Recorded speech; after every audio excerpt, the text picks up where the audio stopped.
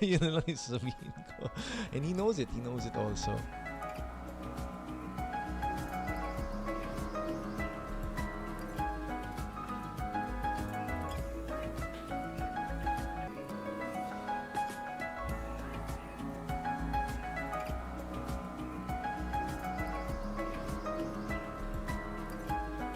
I'm gonna recommend you for Seishin style books or that kind of books. Nakakabasa naman na kayo.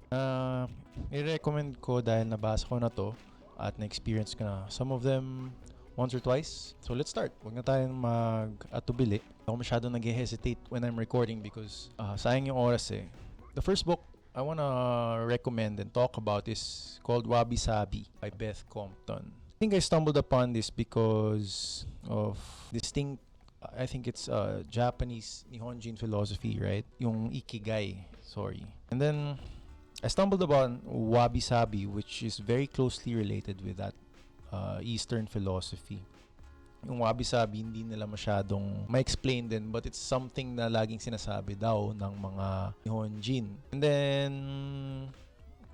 nagustuhan ko to kasi this book starts out with a vibe, a tone, sort of, na hinahanap kong matagal na. And then, it just focuses on sort of a trend word, right? A sort of a trending kind of thing that a lot of artists actually are into. Off the bat kind of thing. I like it because it's an audiobook. It's a free audiobook on YouTube. And then, the author, I think, as a female author, is very careful about, being expert. Parang may kilatis, pakita niya yung kilatis niya as a woman. Sa experience nga niya, so nandito dumarating yung mga themes ng paghihirap, not suffering, but like maling akala. Tinatagalog ko na yung diba? It's in English, by the way. It reads kind of like, if you're familiar with HBO's Tokyo Vice, that's what I'm reading now. That's what I'm watching now nowadays. It kind of reads like that. So English and Japanese, a lot of that. And also a history kind of book. May history dyan ng tea, may history dyan ng design, sensibilities. So she focuses, and yung tumama sa akin dito, the author, focuses a lot on, what do you call that? Muzukashi. Diba? Yung paghihirap, yung toil na part na ina-explain niya na yung maling akala ba, maling misconceptions na akala mo ganito lang pero mas more pa pala, mas wide range pa pala, or hindi pa pala, mali pa pala yung expectation natin for some things that already exist, especially in Japanese culture. I think this is the learning that sort of doesn't spoil the book. This is why I recommend this book, because with a lot of things, not just Japanese stuff or hobbies or anything, may ganun talagang mga parts na hindi naman magulo, hindi naman matagal din. Sobrang tagal, it's not, pero it's just that merong mga kailangang steps, not necessarily marami. Maybe it could be commitment, it could be, things that take from you. Parang nare-reflect din siya dun sa philosophy or dun sa design sense nga na talaga namang makikita mo rin dun sa kultura ng ganito. So obviously it's Japanese culture, Wabi Sabi, right? And this is also where I learned yung Ikigai, na meron palang two types of Ikigai. One is the bland sort of Zen kind of space Ikigai na I don't know if I could show it a lot in the video for my Telegram video subscribers. Ikigai ba na maraming negative space, which I love. Then there's the Ikigai na very loud. So this is the kind of book for that. And then tuloy nyo na lang, marami rin naman siyang recommended free audiobooks na ganito rin yung tema. So it's easy. I like listening to this book paulit-ulit when I'm working on something new in this room, actually. So I really recommend Wabi Sabi by Beth Compton. It's a free audiobook on YouTube. And also, narrated siya by the author. So, it's a good free find. It's a good entrance to what this theme really is. And Wabi Sabi, apparently, it's a word na maraming ibig sabihin. Or sorry, very specific ang ibig sabihin. But as outsiders to that culture, we confuse it with a lot of things, and this book sort of enlightens us as readers with that, and that's what's good. Second book that I wanna recommend, inner engineering book.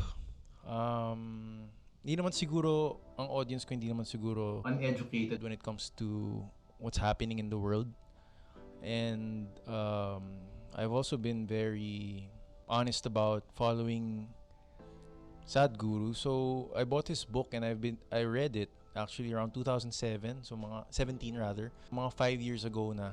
I was really into it. I'm recommending this book because personally I do meditate. I know how to meditate. I think nasabi ko na sa inyo yun, or na-record ko na I started meditating as a child dahil I got into it with my cousins, and then I think I was the more serious one with that. Brother also meditates, and we got into different types of meditation basically. And this one, inner engineering, is more of focuses on the inner person, the inner being. Focuses more on fixing yourself as a human. Ang lagi namang sinasabi dyan ni Sadhguru, tatagalogin ko na, is meron talaga tayong panglabas na mundo or stuff, but then yung tao hindi niya naiintindihan na accumulate to the point na yung experiences hindi natin nalalaman na nasa loob. So without knowing how to fix or work with or work out yung inner engineering ng technology ng pagiging tao, kasi sabi ni Sadhguru, yung human body is the quintessential technology of the human race, the human body, right? And meron siya mga jokes about comparing it to iPhone. Syempre, he's that kind of yogi, guru. So, it's fun. It's fun actually. He ma-enlighten ka tungkol sa kung ano yung mysticism at hindi naman sa siguro cautionary, and also why I recommend it is hindi siya nakakalito. Simple lang ang turo ng book na to about mysticism, about what's happening and how gurus do it, right? And how he experienced that. Because, and I have a great respect for Sadhguru because, pinasok ko din yun to be honest. And I don't agree with a lot of things he says, but the thing that I want to recommend na malaman mo dito is like that part of the world, India, has, it's not even, I can't explain in words how rich their culture is when it comes to spirituality, Seishin, and religion. So it's another perspective, it's kind of the thing that I would recommend to people who are innocent about what's on the other side of the planet. These guys, and Sadhguru especially, is a good English man. Alam mo yun, Englishero talaga siya. And he has things he can say that sort of will make you, ayaw ko, mas kung mapapaisip ko or hindi, or you have your reservations, of course. I do have my reservations as well. But that guy is something else. Yun na lang yung sabihin ko. And he knows it. He knows it also.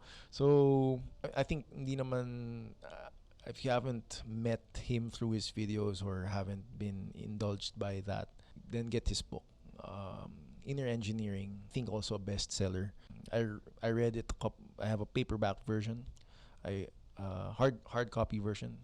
And I actually read it. It's one of those things na hindi naman sa may makakausap mo siya or whatever. It's just you want to learn about inner engineering. The manual of this human being, the what the inner sort of secrets are na perspective ng isang guru, diba?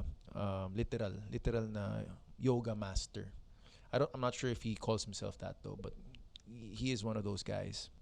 And I recommend this highly for people who do yoga, matanda na, mga parents, ganyan, because mas mag-make sense sa yung science of yoga. And also, you can appreciate that guy especially his knack. Knack talaga eh. And yun talaga yun eh. That's how I would describe the author also. I highly recommend, yeah, Inner Engineering. There's other books that I haven't read, maybe sometime soon, but I'm focused on other things right now, obviously. But yes, this is the second book that I would recommend. That is a good read, a very light but like fun read, and I hope you could try it for yourself.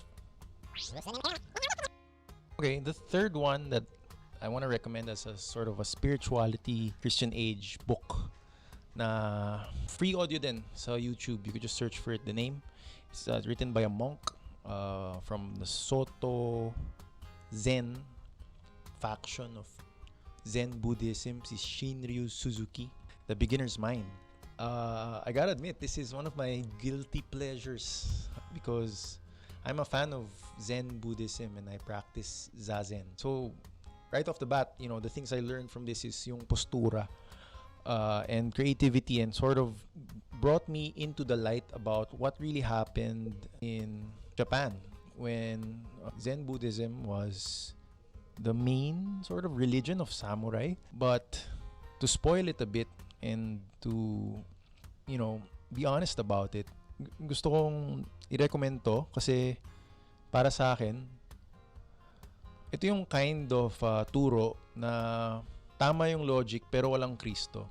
And that's not a light thing to say because one of the main reasons why I am trying to discover the Shinto angular approach is because of yung theory ko is closer to this, sort of in a sense na it's the perspective that I am currently exploring. And why I say that is because Zen, according to this book, is the realm of pure religion, and that's enlightening to me, especially because the meat of this book is it's deeper than the first two books, I would say. It's deeper because it's closer to Christianity. And it mentions also that Buddhism knows that eh. It mentions also na you don't need to be of other religions to not practice Zen. Okay ba yung pagkasabi ko nun? Parang sinasabi niya, hindi naman walang pake or walang regardless of your practice, your religion, what kind of Muslim ka pa, diba? Dito mo makikita yung parang accommodatingness ng Zen and what it is really, and how to sort of practice it. Kasi it's not, may parts na medyo instructional, so very fun siya in that way. And then may parts na talagang, what does that even mean? Like, how did it get there? And ito na yung mga tinatawag na koans, right? Mga non-dualistic. I love that about this book.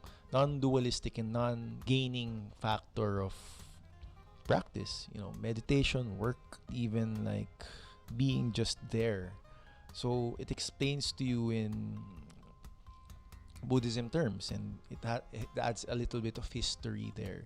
Dahil yung master ni Shunryu Suzuki, si Dogen Zenji, diba? Yun yung master niyang kalbo. So, bahala na kayo kung paano nyo pero ang ginagawa ko rin itong pampatulog kasi mahirap maging laging intense, and this is a very Zen book talaga. It doesn't get any Zener than this for me. I've repeated this more than 6 times, and it's kind of my guilty pleasure. But I'm not a Buddhist.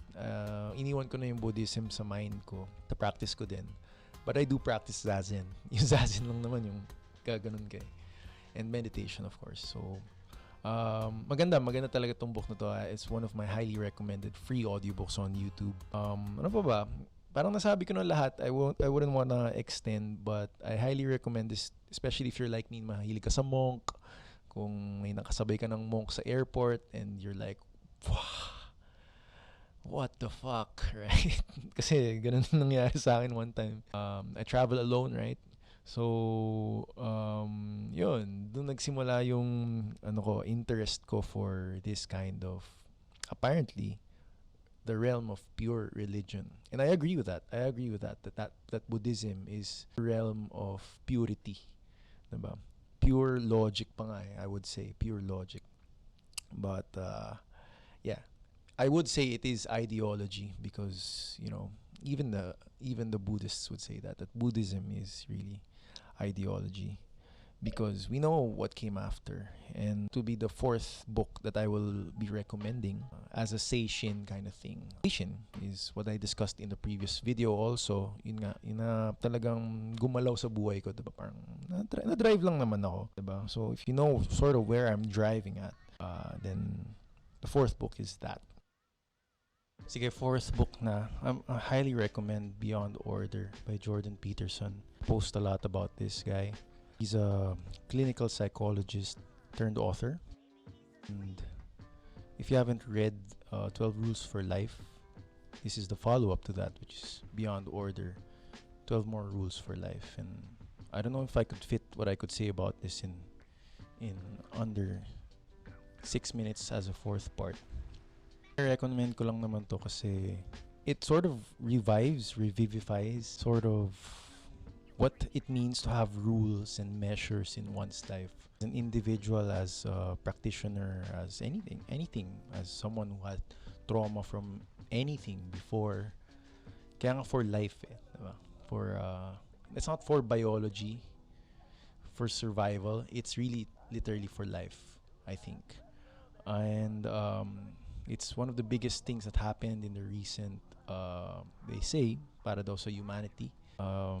And I believe that because I've been following Jordan Peterson for a while now, and not that I watch him closely, but astig yung mga turo niya to be honest.